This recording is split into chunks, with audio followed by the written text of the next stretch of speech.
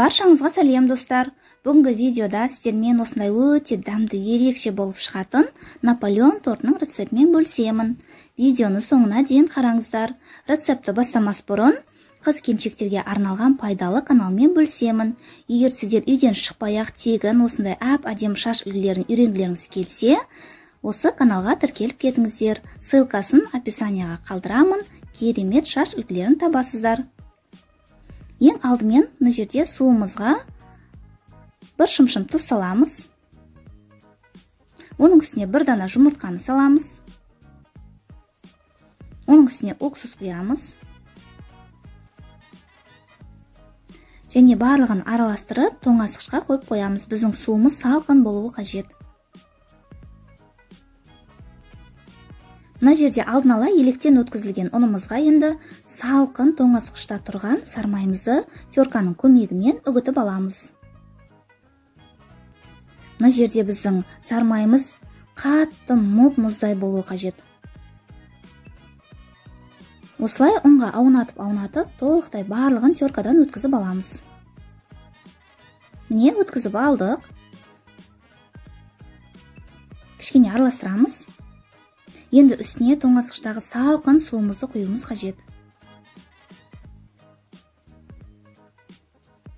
Барлығын осылай құйып, қамыр елейміз.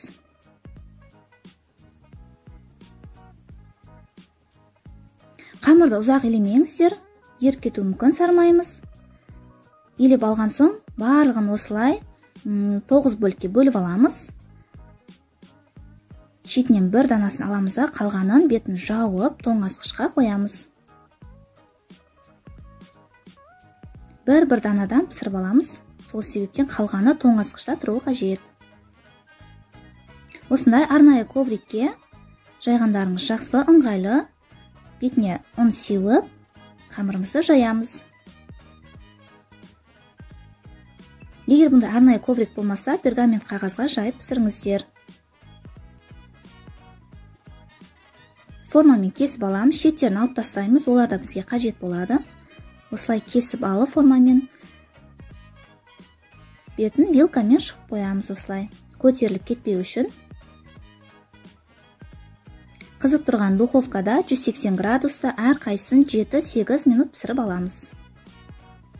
Міне, біздің қорждарымыз пісіп шықты, осындай болып көтеріледі. Енді кремімізді дайындаймыз. Кремге қайнатпа крем қолданамын мен. Сүтке шекерді саламыз, оның үстіне 2 дана жұмыртқаны саламыз.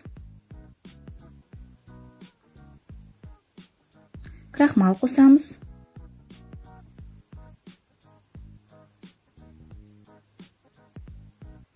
Оның үстіне ванилин саламыз.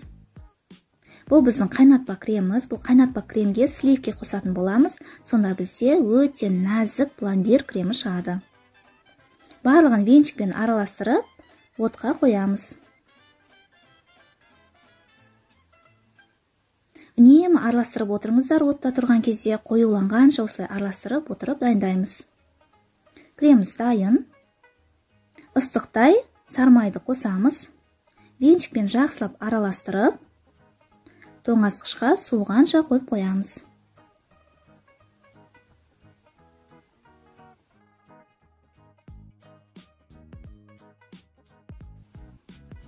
Біздің қайнатпа крем суығаннан кейін сливкеді миксермен араластырамыз.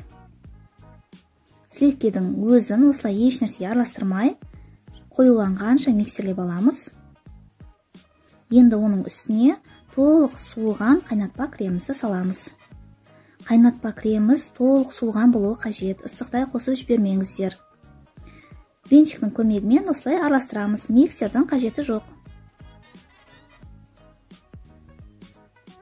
Тура балмұздақтың дәміне ұқсас пломбир крем шығады. Міне, креміміз дайын. Енді бізге тортымызды жинау ғана қалды.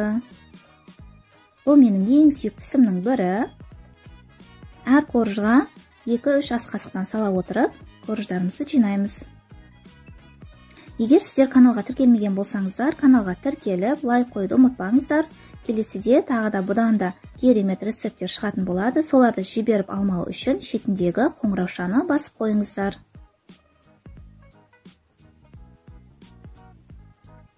Шетіндегі пісіріп алған артық қамырларымызды үгітіп, осылай сыртынан сеуіп шығамыз.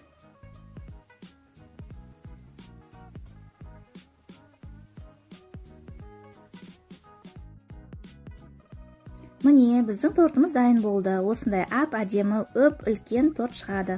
Осы рецептпен жасап көріңіздер, сіздерде осындай дәмді торт шығады деген ойдамын. Каналға тіркеліп, лайк қоюды ұмытпаңыздар. Қандай да бір сұрақтарыңыз болса, пікірге жаза кетіңіздер. Мен міндетті түрде жауап беретін боламын. Сіздермен бірге болған Гүлзира, баршаңызға рахмет.